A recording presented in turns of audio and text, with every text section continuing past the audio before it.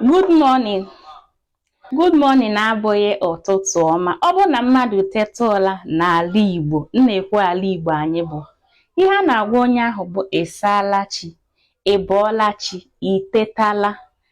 Ọ bụghị ụtụtụ ọma. Eso m nke a na-ekwu bụ na eso m wee na-ekwu ụtụtụ ọma, mana achọrọ m ka ị mata taa na ụtụtụ ọma abụghị ekene Igbo. Ndị Igbo anaghị ekene ụtụtụ ọma, ehihie ọma, uhuruchi ọma. Mba, ndị Igbo a na-ekene ya.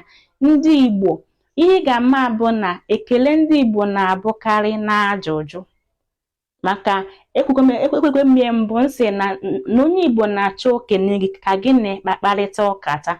Ọ bụ na mmadụ sị gị itetala, isi onye ahụ etetala m, isikwana ya ndị be gị kwanụ, ifu na ebe ahụ na-ebidogo nwe ihe a na-akpọ gịnị mkparịta ụka.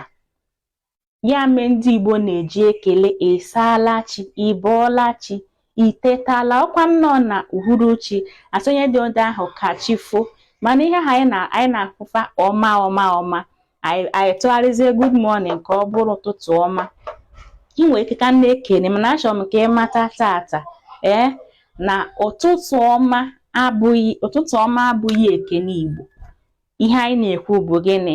Ịsaala chi, ịbọọla chi, itetala. Kedu ka ị mere taa nakwa ndị ọzọ? Maka ekele anyị na-abụkarị gịnị? Anyị na-achọ ịmata ọdịmma mmadụ na ibe ya. Ya bụ ihe anyị bụ ndị Igbo na-emekarị. Ịghọtara? Tụsaa nke a ka ndị ọzọ wee nwee ike wee mata na anyị nwa bụ ndị Igbo na ya na-asị good morning, na ya na-ekwu ụtụtụ ọma, na ihe anyị na-ajụ ajụjụ. Ka dị mgbe ọzọ.